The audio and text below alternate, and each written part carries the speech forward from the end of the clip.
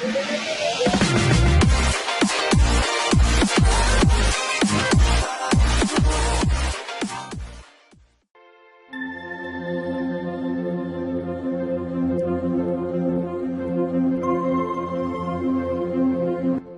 بھائی، اشباہ نے حیرت سے پوچھا، آپ نے پہلے تو نہیں بتایا کہ آپ کے بڑے بھائی بھی ہیں؟ پہلے آپ نے پوچھا ہی کب تھا؟ لیجئے وہ آ گئے، آشا نے ایک طرف اشارہ کرتے ہوئے کہا۔ اشباہ نے دیکھا ایک 25-26 سالہ نوجوان شخص جو شاید غسل کر کے نکلا تھا، اپنے بال خشک کپڑے سے صاف کرتا ان کی طرف چلا آ رہا تھا۔ یکا یک اشباہ چونک پڑا، اس کی رگوں کا خون چند لمحوں کے لیے بے حرکت رہ گیا۔ دوسری طرف نوجوان بھی حیرت سے منہ کھولے اس کی جانب دیکھ رہا تھا۔ یہ وہی نوجوان تھا جس نے تھوڑی دیر پہلے مندر کی بالکنی میں اشباہ سے شمشیر زنی کی تھی۔ اشباہ کے گھٹنے کا زخم کسی کی تلوار کا مرہون منت تھا۔ اشباہ کے جبڑے بھیج گئے، وہ آنے والے سنگین لمحوں کے لیے تیار ہو گیا۔ نوجوان اشباہ کو بغور دیکھتا اس کے پاس پہنچا، پھر اس کی نگاہ اشباہ کے زخمی گھٹنے پر پڑی اور وہ اسے پوری طرح پہچان گیا۔ اشباہ کا ہاتھ غیر محسوس طور پر اپنی تلوار کے قبضے تک جا پہنچا۔ نوجوان ذہین نگاہوں سے اسے دیکھتا رہا، پھر اچانک اس نے آگے بڑھ کر اپنا ہاتھ مصافحے کے لیے بڑھا دیا۔ آپ سے مل کر خوشی ہوئی، میرا نام موہندر کمار ہے، مجھے پردیپ کہتے ہیں، اشباہ نے تعارف کرایا۔ ویسے وہ پوری طرح چوکس تھا۔ نوجوان موہندر نے اپنی بہن سے مخاطب ہو کر کہا، آشا گرمی بہت ہے، ہمیں شربت نہ پلاؤ گی؟ آشا لچک کر اٹھی، بہت اچھا بھیا، ابھی لاتی ہوں۔ اب اشباہ اور موہندر کمرے میں تنہا تھے۔ موہندر کچھ دیر گہری نظروں سے اشباہ کا چہرہ دیکھتا رہا، پھر اس کے ہونٹوں سے سرسراتی ہوئی آواز نکلی، کون ہو تم؟ پردیپ کمار، اشباہ نے سکون سے جواب دیا۔ پردیپ کمار یا مسلمان فوج کے جاسوس؟ موہندر نے سنسنی خیز سرگوشی کی۔ اگر میرا جواب اسبات میں ہو تو پھر؟ موہندر کچھ دیر تولنے والے نظروں سے اشباہ کو دیکھتا رہا۔ اس کا بے پناہ اعتماد اور سکون موہندر کو حیران کر رہا تھا۔ وہ بولا، جانتے ہو اس وقت تم کتنے خطرے میں ہو؟ اشباہ نے کہا، خطروں سے کھیلنا میری عادت ہے، ویسے میں پوچھ سکتا ہوں آپ یہ ہمدردی کیوں جتا رہے ہیں؟ موہندر نے گہری سانس لی۔ اچانک اشباہ نے محسوس کیا کہ اس کا تنا ہوا چہرہ ڈھیلا پڑ گیا ہے۔ وہ دوستانہ لہجے میں بولا، اس کا جواب میں تمہیں تفصیل سے دوں گا، فی الحال تم خود کو کمرے میں بند رکھو، باہر سخت نگرانی ہو رہی ہے، ہو سکتا ہے ہمارے گھر کی بھی تلاشی لی جائے، اس سے بہتر ہے تم خود کو پچھلے کمرے تک محدود رکھو۔ اشباہ ٹٹولتی نظروں سے اسے دیکھ رہا تھا۔ موہندر بولا، مجھ پر شبہ کرنے کی ضرورت نہیں، اگر میں تمہیں گرفتار کرانا چاہوں تو ابھی کروا سکتا ہوں، لیکن میں تمہارا دشمن نہیں۔ اتنے میں آشا شربت لے کر آ گئی۔ موہندر خاموش ہو گیا۔ شربت پینے کے بعد اس نے کہا، آشا، ہو سکتا ہے آج رات میرے کچھ مہمان آئے، اس لیے پردیپ صاحب کا بستر اپنی کمرے میں لگوا دو۔ آشا نے کوئی اعتراض کرنا چاہا، لیکن اشباہ نے اسے یہ کہہ کر مطمئن کر دیا کہ ہم یہ مسئلہ طے کر چکے ہیں۔ اس رات اشباہ گھر کے اپنی اور نسبتاً محفوظ کمرے میں منتقل ہو گیا۔ اویس پہلے ہی نوکر خانے میں سوتا تھا، اس کی طرف سے کوئی خطرہ نہیں تھا۔ کمرہ بند کر کے اشباہ نے عشاء کی نماز ادا کی اور پھر مقامی رسم و رواج کے بارے میں ایک کتاب پڑھنے بیٹھ گیا۔ کچھ دیر بعد دروازے پر دستک ہوئی اور اویس اندر داخل ہوا۔ اشباہ نے اسے گونگا بنا کر واقعی بہت زیادتی کی تھی۔ وہ بے زبان بولنے والا شخص تھا، اب ہر وقت اس کی زبان پر کھجلی ہوتی رہتی تھی۔ دروازہ اندر سے بند کر کے اشباہ کے قریب آ بیٹھا۔ کمرے میں آنے کا جواز پیدا کرنے کے لیے وہ اشباہ کے لیے دودھ کا گلاس لایا تھا۔ اشباہ جانتا تھا حسب معمول وہ یہ گلاس خود گھٹاگھٹ پی جائے گا۔ دودھ پینے کے بعد اویس نے آستین سے ہونٹ صاف کیے اور اس کا مزاج قدرے بہتر نظر آنے لگا۔ پہلے تو وہ اشباہ سے مندر میں پیش آنے والے واقعہ کے بارے میں استفسار کرتا رہا۔ جب اشباہ نے سب کچھ تفصیل سے بتا دیا تو وہ اس کی کارکردگی پر خوش ہو گیا۔ پھر اس کی طبیعت میں ترنگ پیدا ہونے لگی۔ سرگوشی میں بولا، اشباہ، میں نے ایک تازہ نظم لکھی ہے، یا خدا خیر۔ اشباہ بڑبڑایا، کیا کہا؟ اویس نے گھوڑی چڑھائی، کچھ نہیں، میں کہہ رہا تھا عنایت فرمائیے۔ اویس نے جیب سے ایک کاغذ نکالا اور پڑھنے لگا۔ بہت خوبصورت نظم ہے۔ وہ آنکھیں میرا تعاقب کرتی ہیں، وہ خوشبو میرا شکار کھیلتی ہے، اور جب میں ہانپ کر گر جاتا ہوں تو وہ لمبی زلفیں مجھے باندھ دیتی ہیں۔ پھر وہ سرخ ہونٹ مسکراتے ہیں اور مجھ سے پوچھتے ہیں کہاں تک بھاگو گے؟ جہاں تک بھاگو گے وہاں تک میرے حسن کی مملکت ہے۔ واہ، بہت خوب، بہت خوب، اشباہ نے کہا۔ مجھے تمہاری آخری محبت یاد آ گئی۔ کیا نام تھا اس کا؟ ہاں، رابعہ۔ یہ نظم سن کر رابعہ نہال ہو جائے گی۔ اویس نے برا سا منہ بنایا۔ رابعہ یہاں کہاں سے ٹپک پڑی؟ اشباہ نے آنکھیں پھاڑ کر اسے گھورا تو گویا ہاں ہاں، یہ نظم کسی اور کے لیے ہے۔ اویس نے پورے غصے سے کہا۔ یا غفور الرحیم، اشباہ نے آنکھیں اوپر اٹھائی۔ اس کا مطلب ہے کوئی اور تیر لگ گیا ہے آپ کے دل کے اوپر۔ تیر نہیں، تقدیر کہو اشباہ، تقدیر۔ سمجھو میرا صدیوں کا سفر ختم ہوا۔ اشباہ نے کہا، یہ سفر تم کئی بار ختم کر چکے ہو۔ بہرحال بتاؤ کون ہے وہ بختاور ہوش مائل؟ نہیں، ابھی نہیں۔ اویس پورے جسم کو ہلا کر بولا، بتاؤں گا، ضرور بتاؤں گا، مگر وقت آنے پر۔ دفعتاً دونوں کو خاموش ہو جانا پڑا۔ پہلو کے کمرے سے کھٹ پٹ کی آوازیں آ رہی تھی۔ اویس نے دودھ کا گلاس اٹھایا اور دروازہ کھول کر باہر نکل گیا۔ اشباہ نے دیوار پار آنے والی آوازوں پر کان لگائے تو اس پر انکشاف ہوا کہ یہ کمرہ در حقیقت آشا کی خوابگاہ ہے۔ اسے یاد آیا کہ پہلے روز اس نے آشا کو وہیں دیکھا تھا۔ بستر پر لیٹنے سے پہلے اشباہ نے تلوار نیام سے نکال کر قریب رکھ لی۔ اس کا دھیان رہ رہ کر مہندر کمار کی طرف جا رہا تھا۔ آخر کون تھا وہ اور کیا چاہتا تھا؟ دو ہی صورتیں تھیں، یا تو وہ اسے پوری طرح گھیر کر پکڑنا چاہتا تھا یا پھر واقعی اس کا ہم خیال تھا۔ بہرحال کچھ بھی تھا، اشباہ ہر قسم کے حالات کے لیے تیار تھا۔ اس نے فیصلہ کیا کہ آج رات کو جاگ کر گزارے گا۔ وہ تکیے سے ٹیک لگا کر جاگتا رہا یہاں تک کہ رات کا تیسرا پہر شروع ہو گیا۔ اشباہ کے شبہات اب کافی حد تک دور ہو چکے تھے اور شاید یہی وجہ تھی کہ اسے نیند آنے لگی۔ وہ ٹیک لگائے لگائے سو گیا۔ نہ جانے وہ کتنی دیر سوتا رہا۔ جاگا تو اسے بالکل قریب کسی دوسرے وجود کا احساس ہوا۔ اس نے پوری آنکھیں کھول دی۔ وہ ایک دم سکتے میں آ گیا۔ اس کے بالکل پاس آشا موجود تھی۔ وہ اتنے دل نشیں انداز میں بنی سوری ہوئی تھی کہ اشباہ اسے بمشکل پہچان سکا۔ کھدر کی سفید ساڑی کی جگہ ایک ریشمی پھولدار لباس نے لے لی تھی۔ اس کے ہاتھوں میں طلائی کنگن اور انگوٹھیاں تھی، کانوں میں آویزیں اور پیشانی پر جھومر تھا۔ ہونٹوں کی سرخی اور رخساروں کے غازے نے اس کا حسن دو آتشا کر دیا تھا۔ اشباہ نے دیکھا شباب اس کے ہر عضو بدن سے پھوٹ رہا ہے اور آنکھیں جیسے نشے کے کٹورے بہا رہی ہیں۔ کیا بات ہے آشا؟ اشباہ نے گہری سنجیدگی سے پوچھا۔ جواب میں آشا خاموشی سے اس کی آنکھوں میں دیکھتی رہی۔ اس کو زبان ہلانے کی حجت نہیں تھی۔ اس کے جسم کا ہر حصہ ایک واشگاف جواب تھا۔ اس کی ہر بہکی ادا اس کی ترجمان تھی۔ اشباہ نے دیکھا کمرے کو اندر سے کنڈی لگی تھی اور شمع دان کی خوابناک مدھم روشنی میں گناہ کی دیوی اپنی تمام تر حشر سامانیوں کے ساتھ اس کی روبرو ہے۔ وہ بآہستگی مسہری پر بیٹھ گئی اور اپنے سانسوں کی حدت اشباہ کے چہرے تک پہنچانے لگی۔ اشباہ سیدھا ہو کر بیٹھ گیا۔ آشا، تم ہوش میں تو ہو؟ کیا چاہتی ہو؟ آشا کا جواب ایک کی صورت میں تھا جس سے اس نے شمع دان کی دو اور شمعیں گل کر دی۔ اب صرف ایک شمع روشن تھی۔ یہ شمع گناہ اور ثواب کے درمیان حد فاصل تھی اور یہ حد کسی وقت بھی بلیا میں ہو سکتی تھی۔ ایک مدہوش کر دینے والی جنبش کے ساتھ آشا نے موتیوں کی وہ لڑی توڑ دی جس نے اس کا جوڑا باندھ رکھا تھا۔ لمبے ریشمی بال توبہ شکن انداز میں کھلے اور اس کے نازک شانوں پر بکھر گئے۔ وہ کسی معمول کی طرح اشباہ پر جھک آئی۔ اشباہ کا پیمانہ صبر لبریز ہو چکا تھا۔ اس نے بھرپور تمانچہ اس کے اوپر مارا اور وہ اچھل کر فرش پر جا گری۔ چہرے پر آنے والے گھٹاؤں جیسے بال ایک جھٹکے سے پیچھے ہٹا کر وہ مجسم قہر و غضب نظر آ رہی تھی۔ اس کی آنکھوں میں روب و جلال کی بجلیاں کود رہی تھی۔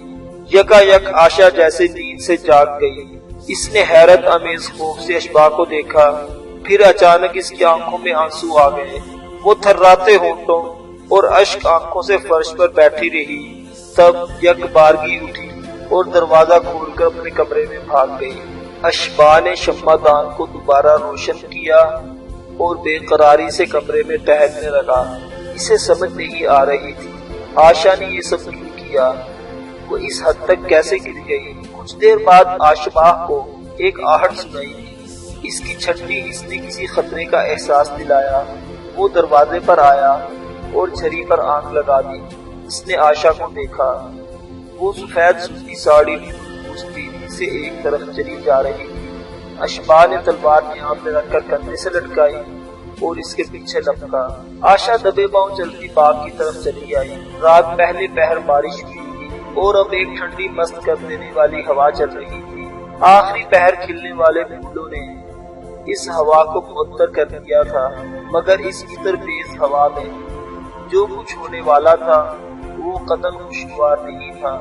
باغ کے بیچوں بیچ ایک گہرا کنواں تھا جو اب بند پڑا تھا۔ آشا اس کنویں کی طرف بڑھ رہی تھی اور اس کا ہیجانی انداز اشباح کو بہت کچھ سمجھا رہا تھا۔ کنویں کی منڈیر پر پہنچ کر آشا ایک لمحے کے لیے رکی۔ اس کی پردرد سستی خاموش فضا میں اٹھی۔ اشباح کو محسوس ہوا کہ ایک مدھم سی حقیر سی سستی پورے ہندوستان کو جلا کر راکھ کر سکتی ہے۔ یہ ایک سستی نہیں تھی، قیامت تھی جو اس سرزمین پر نہ جانے کتنی مجبور عورتوں پر گزر چکی تھی اور گزرنے والی تھی۔ اشباح نے جھپٹ کر آشا کو تھام لیا۔ اس نے مڑ کر دیکھا اور روتے روتے آنچل چہرے پر پھیلا لیا۔ وہ پوری قوت سے خود کو چھڑانے کی کوشش کر رہی تھی، تاہم اشباح کی مضبوط بازو نے اسے جنبش بھی نہ کرنے دی۔ اس کے ہونٹوں سے گھٹی گھٹی آہیں نکل رہی تھی۔ آخر فرط غم اور شدت ضبط سے وہ بے ہوش ہو کر اشباح کی باہوں میں چھوٹ گئی۔ اشباح کچھ دیر تذبذب میں کھڑا، پھر اسے باہوں میں اٹھایا اور بے آواز چلتا اس کی خوابگاہ میں لے گیا۔ اویس کی بتائی ہوئی ایک دوا سنگھاتے ہی آشا کی آنکھوں میں جنبش ہوئی۔ ہوش میں آتے ہی اس نے شرم اور ندامت سے اپنا چہرہ ہاتھوں میں چھپا لیا۔ وہ سسک رہی تھی۔ یکا یک وہ اٹھی اور اشباح کے پاؤں میں گر پڑی۔ پردیپ، مجھے معاف کر دیں، مجھے क्षमा کر دیں۔ آپ انسان نہیں دیوتا ہیں۔ میں نے آپ کا اپمان کیا ہے۔ میں کلٹنی ہوں۔ آپ نے مجھے مرنے کیوں نہ دیا؟ کاش میں مر جاتی۔ اشباح نے اسے پاؤں سے اٹھا کر مسہری پر بٹھایا اور نرم لہجے میں دلاسا دینے لگا۔ وہ دھیمے مہربان لہجے میں اسے سمجھانے لگا کہ زندگی کی کیا قیمت ہے اور دکھوں سے گھبرا کر اس کا خاتمہ کرنا کتنی بڑی حماقت ہے۔ وہ دیر تک اسے سمجھاتا رہا اور اپنی باتوں سے اس کے زخموں پر مرہم رکھتا رہا۔ آشا کی آنکھوں سے لگاتار آنسو بہہ رہے تھے۔ گفتگو کے آخر میں اشباح نے کہا، آشا، ہمت نہ ہارنے اور دکھوں سے نجات کے راستے تلاش کرنے کا نام ہی زندگی ہے۔ ذرا اطمینان سے سوچو، تمہارے مصائب کی اصل وجہ کیا ہے؟ تمہارا ماحول، تمہارا مزاج، تمہارا عقیدہ یا کچھ اور؟ ایک بات یاد رکھو، کوئی منزل آخری منزل نہیں ہوتی اور کوئی مقام بھی مستقل نہیں ہوتا۔ انسان کو سچائی کی تلاش میں ہمیشہ سرگردہ رہنا چاہیے۔ یہ سچائی کہیں بھی مل سکتی ہے، کسی بھی ماحول میں، کسی بھی انسان میں اور کسی بھی عقیدے میں۔ غور کرو، ان باتوں پر غور کرو۔ اسی روز اشباح نے آشا کے پتا سے ملاقات کی۔ تلسی داس اس وقت اپنے پوجا کے کمرے میں تھا۔ تلسی داس ہی کیا، شاید پورا دیول ہی پوجا کے کمرے میں بند تھا۔ اسلامی فوج کے محاصرے نے انہیں پرارتھنا کے سوا سب کچھ بلا رکھا تھا۔ اشباح نے کہا، چچا جان، میں آشا کے بارے میں آپ سے بات کرنا چاہتا ہوں۔ ہاں ہاں کہو، تلسی داس نے گیتا ایک طرف رکھتے ہوئے کہا۔ اشباح بولا، چچا جان، اپنی طرف سے میں آشا کے علاج کی پوری کوشش کر رہا ہوں اور آپ دیکھ بھی رہے ہیں کہ انہیں کافی افاقہ ہو رہا ہے، لیکن اگر آپ سچ جاننا چاہتے ہیں تو ان کی بیماری کا مستقل علاج صرف بیاہ ہے۔ جتنا جلدی ہو سکے ان کا بیاہ کر دیجیے۔ اشباح کی بات نے تلسی داس کے چہرے پر ناگواری کے تاثرات ابھار دیے۔ وہ قدرے خشک لہجے میں بولا، بیٹا، ایک برہمن زادے ہو کر تم کیسی بات کر رہے ہو؟ آخر ہم برہمن ایسا کیوں کر سکتے ہیں؟ اشباہ نے کہا چاچا یہ کوئی انہونی نہیں، ایسی مثالیں موجود ہیں، ودواؤں نے اپنے گھر بسائے ہیں، پھر آشا تو کماری کو نیا ہے۔ تلسی داس نے سختی سے کہا پردیپ تمہارے گھرانوں میں ایسا ہوتا ہوگا مگر یہاں نہیں، ہم آشا کے بیاہ کا سوچ بھی نہیں سکتے۔ یہ درست ہے ہم اس کے دکھ میں برابر کے شریک ہیں مگر ہم اس کے دکھ کا مداوع نہیں کر سکتے۔ وہ ہماری لاڈلی سپتری ہے، ہم اپنی زندگی میں اسے کوئی کمی نہ ہونے دیں گے، اچھا کھلائیں پلائیں گے، پھولوں کی طرح رکھیں گے اور مرتے سمے بھی اس کے لیے کچھ نہ کچھ چھوڑ کر جائیں گے۔ لیکن گرہستی کی زندگی اب اس کا نصیب نہیں، ہم اس کا نصیب بدلنے سے مجبور ہیں۔ اشباہ کا دل چاہا تلسی داس کو جھنجھوڑ کر کہے یہ کیسا نصیب ہے، یہ کیسا مقدر ہے جو انسان کو زندہ تربور کر دیتا ہے، جو معصوم روحوں کو پیتل کے پنجرے میں بند کر کے پھڑپھڑانے پر مجبور کر دیتا ہے۔ اگر یہ قانون ہے تو اس قانون کو توڑ دو، اگر یہ دھرم ہے تو اس دھرم کو چھوڑ دو، اور اگر صرف یہ رسم ہے تو تف ہے ایسی انتھی رسم پر۔ لیکن وہ کچھ نہ کہہ سکا کیونکہ اس کے کہنے سے اس کا بھرم کھلتا تھا اور اسے اپنا بھرم قائم رکھنا تھا۔ اچانک وہ دونوں چونک پڑے، ایک پرہول دھماکے کی گونج سنائی دی اور در و دیوار میں سنسنی سی دوڑ گئی۔ تلسی داس کا رنگ سرسوں کی طرح زرد ہو گیا، پھر یکے بعد دیگرے دھماکے سنائی دینے لگے اور زمین ہلنے لگی۔ تلسی داس ہکلایا، میرا خیال ہے مسلمان فصیل توڑنے کی کوشش کر رہے ہیں۔ اشباہ نے کہا لگتا ہے ان کی منجیکوں کے گولے فصیل سے ٹکرا رہے ہیں۔ اتنی دیر میں آشا، دیپک اور ان کی ماتا بھی بھاگتے ہوئے پہنچ گئے۔ آشا نے کہا پتا جی یہ کیسی آوازیں ہیں؟ تلسی داس نے کہا کچھ نہیں، تم لوگ بیٹھ کر پوجا کرو۔ جوتے اتار کر سب رام کرشن کے سامنے دو زانو ہو گئے۔ اشباہ نے کہا میں چھت پر جا کر دیکھتا ہوں۔ وہ چھت پر پہنچا تو دور فصیل کی طرف سے کہیں کہیں آگ بھڑکتی ہوئی نظر آ رہی تھی، دھماکوں کی گونج مسلسل سنائی دے رہی تھی۔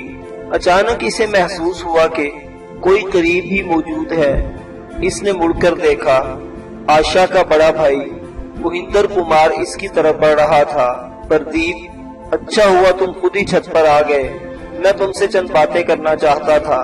ایک کونے میں لکڑی کا تخت بچھا ہوا تھا، مہندر اشباہ کو لے کر وہاں آ بیٹھا، کچھ دیر احتیاط سے لفظوں کا انتخاب کرتا رہا، پھر بولا میرے خیال میں مجھے یہ کہنے کی ضرورت نہیں کہ آپ مسلمان ہیں اور اسلامی فوج کے لیے خبر رسانی کے فرائض انجام دے رہے ہیں۔ اشباہ نے کہا میں بھی اس بات سے انکار کرنا ضروری نہیں سمجھتا، میرا مالک مجھے بے خطر موت کو گلے لگانا سکھاتا ہے۔ مہندر کی آنکھوں میں ستائش نظر آئی، وہ نرم لہجے میں کہنے لگا میں آپ کی جرت اور بے باکی سے بے حد متاثر ہوا ہوں، اور میرے خیال میں اب مجھے بھی بتا دینا چاہیے کہ میں مسلمانوں کا دل کی گہرائیوں سے خیر خواہ ہوں۔ یہ آپ کیا کہہ رہے ہیں؟ اشباہ نے حیرت سے کہا۔ مہندر نے طویل آہ بھرتے ہوئے کہا یہ ایک بہت طویل کہانی ہے، بہرحال میں آپ کو مختصراً بتاتا ہوں۔ اشباہ ہمتن گوش ہو گیا۔ مہندر نے اپنی نگاہیں دور فصیل سے اٹھتے ہوئے دھوئیں پر جمائیں اور بولا ہمارا حکمران راجہ داہر کسی طور حکمرانی کے قابل نہیں، وہ برہمن ہونے کے باوجود ایک گھٹیا اور نیچ انسان ہے، اس کا ماضی سیاہ کاریوں سے بھرا پڑا ہے اور رایا کا ایک حصہ اس سے نفرت کرتا ہے۔ مجھے بتائیں اس سے بڑھ کر اور بے غیرتی کیا ہوگی؟ اس نے اپنے سنگاسن کی حفاظت کے لیے اپنی سگی بہن سے شادی کر رکھی ہے۔ اشباہ حیرت سے بولا یہ آپ کیا کہہ رہے ہیں؟ مہندر نے کہا راجہ داہر کا ایک بھائی دھرمینا اور بہن مالیسن تھی۔ دھرمینا برہمن آباد کا والی تھا اور بہن اس کے پاس رہتی تھی۔ کچھ عرصہ پہلے دھرمینا نے اپنی بہن کو راجہ داہر کے پاس بھیج دیا تاکہ وہ کوئی مناسب رشتہ دیکھ کر اس کا بیاہ کر دے۔ راجہ داہر نے جوتشیوں سے حساب لگوایا تو انہوں نے انکشاف کیا کہ مالیسن بہت بھگوان ہے، وہ جس سے بیاہی جائے گی وہ سندھ کے بڑے حصے پر حکمرانی کرے گا۔ راجہ کو اپنے تخت و تاج کی فکر لاحق ہو گئی۔ اپنا اقتدار بچانے کے لیے اس نے اپنی بھاگوان بہن سے بیاہ کر لیا۔ اس کی اس حرکت سے لوگوں میں غم و غصے کی لہر دوڑ گئی۔ غیرت مند لوگ سر اٹھانے کے قابل نہ رہے۔ طاہر کے بھائی درمینا نے اس کے خلاف اعلان جنگ کیا اور برہمن آباد سے لشکر لے کر طاہر کے مقابلے کو روانہ ہوا۔ دیوبند کے سینکڑوں نوجوانوں کی طرح میں بھی اس لشکر میں موجود تھا۔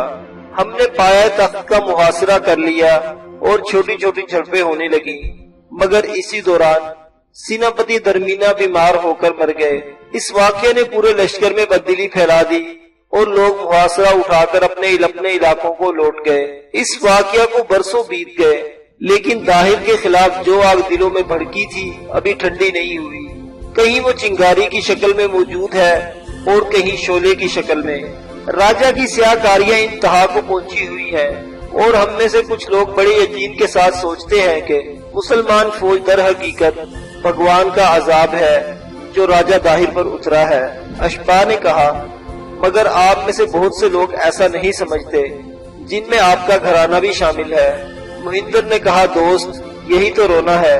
ہم میں اکثر جاہلوں کی ہے اور وہ یہی سمجھتے ہیں کہ راجہ اوتار کا سایہ ہے اور اس سے ورود رکھنا پاپ ہے۔ میرے پتا ہی کو لے لیں، اول تو انہیں یقین ہی نہیں کہ طاہر نے مالی سن سے شادی رچانے والی غلطی کی ہوگی۔ ان کا خیال ہے یہ سب راجہ کے بدخواہوں اور بدھ مت کے پیروکاروں کی بہتان تراشی ہے، لیکن اگر راجہ نے ایسا کیا بھی ہے تو دیوتاؤں کی آگیا سے کیا ہوگا، اس میں کوئی حکمت ہوگی، اور رایا کا یہ منصب نہیں کہ اپنے راجہ پر انگشت نمائی کرے۔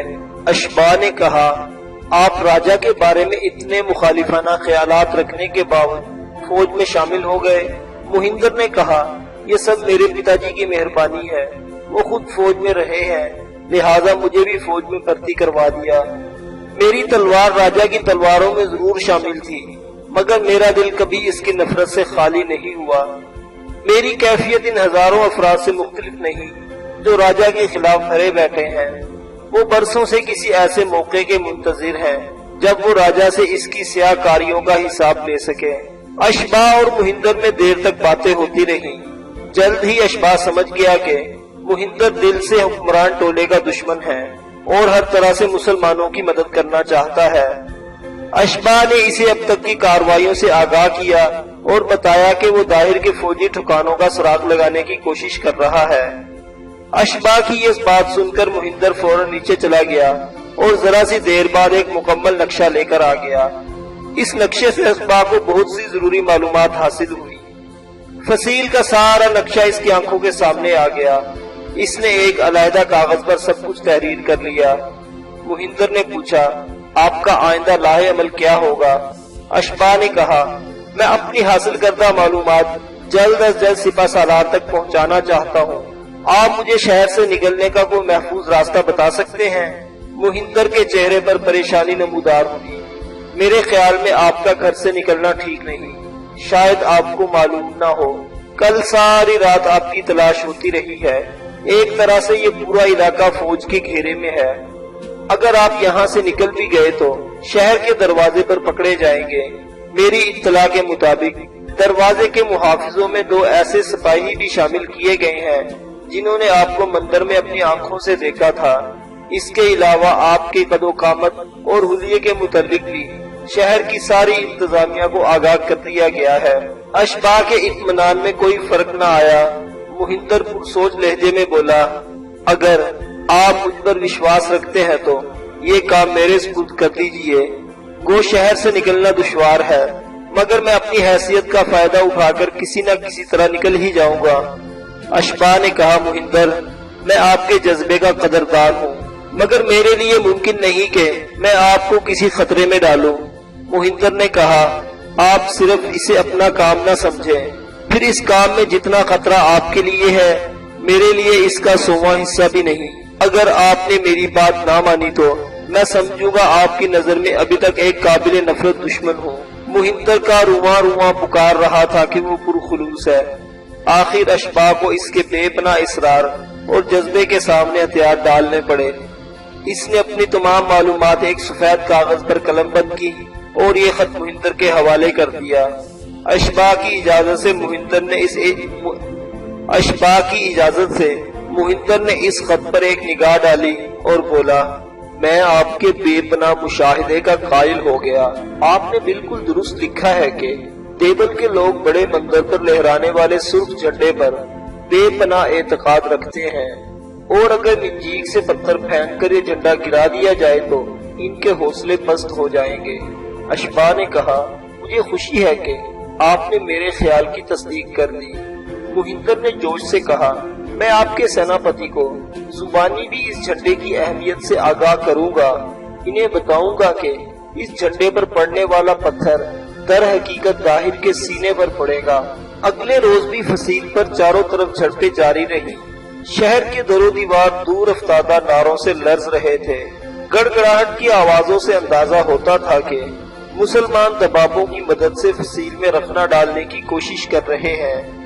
گزرنے والے ہر لمحے کے ساتھ اشباہ کی رگوں میں خون کی روانی تیز ہو رہی تھی۔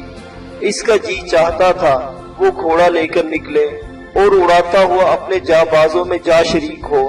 اس کا مقام یہ نیم تاریک مکان نہیں، وہ میدان تھا جہاں نیزے تیر رہے تھے، تیر سنسنا رہے تھے، تلواریں چمک رہی تھی اور کارزار کے ہنگامے جوان تھے۔ اپنے کمرے میں بیٹھا اشباہ انہی سوچوں میں گم تھا۔ کبھی اس کی آنکھوں میں اپنی ماں کا چہرہ گھومتا اور ان کی آواز کانوں میں ٹکراتی، اشباہ، حق و باطل کے مارکوں میں ہمیشہ اگلی صفوں میں رہنا۔ میں چاہتی ہوں جب شہر پر حملہ ہو تو شہر پناہ پر چڑھنے والوں میں تو سب سے آگے ہو۔ پھر اسے بچپن کی مصنوعی لڑائیاں یاد آئیں، جب وہ لڑتا پڑتا سب سے آگے نکل جاتا اور حلابہ پکار پکار کر اس کی حوصلہ افزائی کرتی۔ اس کے خیالات کی روح حلابہ کی طرف مڑ گئی۔ آہ حلابہ، کہاں ہے تو؟ آج جب کہ حقیقی مارکے ہو رہے ہیں تو مجھ سے بہت دور ہے۔ کاش مجھے یہی سہارا ہوتا کہ تو اس صحرائی بستی میں میرا انتظار کر رہی ہے اور تیرے ہاتھ میرے حق میں دعا کے لیے اٹھتے ہیں۔ اچانک اشباہ کو اپنے خیالوں سے چونکنا پڑا۔ دروازہ کھول کر ننھا دیپک بھاگتا ہوا اندر داخل ہوا اور سہما ہوا سا اس کی گود میں آ بیٹھا۔ پردیپ بھیا، اگر مسلمان ہمارے گھر میں آ گئے تو وہ مجھے مار ڈالیں گے۔ اشباہ نے کہا، نہیں بیٹا، تمہیں کون ہاتھ لگا سکتا ہے؟ دیپک بولا، مجھے بہت ڈر لگ رہا ہے۔ آپ بھی مہندر بھیا کی طرح چلے تو نہیں جائیں گے؟ بچے کی معصوم بات پر اشباہ مسکرا دیا۔ اتنے میں دروازہ کا پردہ ہلا اور آشا اندر آ گئی۔ شاید وہ اوٹ میں کھڑی سب کچھ سن رہی تھی۔ اس کی آنکھوں میں آنسو تھی۔ بولی، پردیپ، بھگوان نہ کرے ہماری سینا کو شکست ہو، لیکن اگر ایسا ہو گیا تو آپ ہاں ہاں کہو تو آپ مجھے اپنے ہاتھوں سے۔ وہ سسکنے لگی۔ اشباہ نے اسے تسلی دیتے ہوئے کہا، آشا، گھبرانے کی بات نہیں، ایسا کچھ نہیں ہوگا، کچھ بھی نہیں ہوگا۔ باہر سے تلسی داس کی آواز آئی، پردیپ بیٹا کہاں ہو تم؟ دیپک پکارا، ادھر آ جائیے پتا جی، ہم سب یہاں ہیں۔ دروازہ کھلا اور تلسی دام اپنی دھرم پتنی کے ساتھ اندر آ گیا۔ تلسی داس کے ہاتھ میں ایک بڑی گٹھڑی تھی۔ بولا، پردیپ بیٹا، میں نے گھر کا سارا زیور اور نقد رقم اس میں رکھ دی ہے۔ مہندر گھر میں ہوتا تو اسے سونپ دیتا، اب تم اسے اپنے پاس رکھو، پتہ نہیں کیا ہونے والا ہے۔ آشا کی ماں روحان سے لہجے میں بولی، بھگوان رحم کرے، میری تو صبح سے دونوں آنکھیں باری باری پھڑک رہی ہیں۔ لڑائی آج بھی زوروں پر ہو رہی ہے۔ سنا ہے فصیل سے دھڑا دھڑ زخمی اور لاشیں آ رہی ہیں۔ اچھا چلو سب پوجا کے کمرے میں۔ تلسی داس نے اٹھتے ہوئے کہا، بھگوان کو یاد کرو، وہ دیا کرے گا۔ سب ایک ایک کر کے کمرے سے نکل گئے۔ اس وقت اویس کچھ گھبرایا ہوا کمرے میں داخل ہوا۔ دروازہ بھیڑنے کے بعد اس نے سانسیں درست کی اور بولا، اشباہ، معاملہ خراب ہے، میں ابھی گلی کا چکر لگا کر آیا ہوں۔ تلاشی لینے والے ہر گھر میں گھس رہے ہیں۔ دو دستے ہیں، ایک شمالی رخ سے آ رہا ہے، دوسرے جنوبی سمت سے۔ جس کسی پر شبہ ہوتا ہے اس پر بے دریغ سختی کرتے ہیں۔ ایک گہری سانس لے کر اشباہ اپنی جگہ سے کھڑا ہو گیا۔ اس نے جیب سے ایک طے شدہ کاغذ نکالا اور پڑھنے لگا۔ یہ ایک خط تھا جو اس نے تلسی داس کے نام تھوڑی دیر پہلے لکھا تھا۔ محترم میزبان، میں یہاں سے جا رہا ہوں۔ شاید آپ لوگوں کو یہ سن کر حیرت ہو کہ میں پردیپ نہیں بلکہ میں ہندو ہی نہیں، میرا اصل نام اشباہ ہے اور میں اسلامی لشکر کا خبر رساں ہوں۔ اپنی اصلیت کو چھپانا میری ضرورت تھا اور میرے سالار کا حکم بھی۔ ہم حالت جنگ میں ہیں اور حالت جنگ میں ایسی کارروائیاں معمول کا حصہ ہوتی ہیں۔ بہرحال اب میں محسوس کرتا ہوں کہ میری یہاں موجودگی سے آپ لوگوں کو پریشانی ہو سکتی ہے۔ درست ہے کہ اس چار دیواری کے باہر میرے لیے خطرات ہیں، لیکن اپنی سلامتی کے لیے میں آپ لوگوں کو غیر محفوظ نہیں کر سکتا۔ جاتے ہوئے آپ سے ایک بات کہنا چاہتا ہوں، اگر آپ کو کوئی خطرہ تھا تو اپنے لوگوں سے تھا، میرے چلے جانے سے دور ہو گیا ہے۔ مسلمان فوج کی طرف سے آپ کو قطعاً کسی اندیشے میں مبتلا ہونے کی ضرورت نہیں۔ میں پوری مسلم فوج کی طرف سے آپ کو ضمانت دے سکتا ہوں کہ آپ پر کوئی آنچ نہیں آئے گی۔ مسلمان فوج شہر میں داخل ہوگی اور انشاءاللہ ضرور ہوگی۔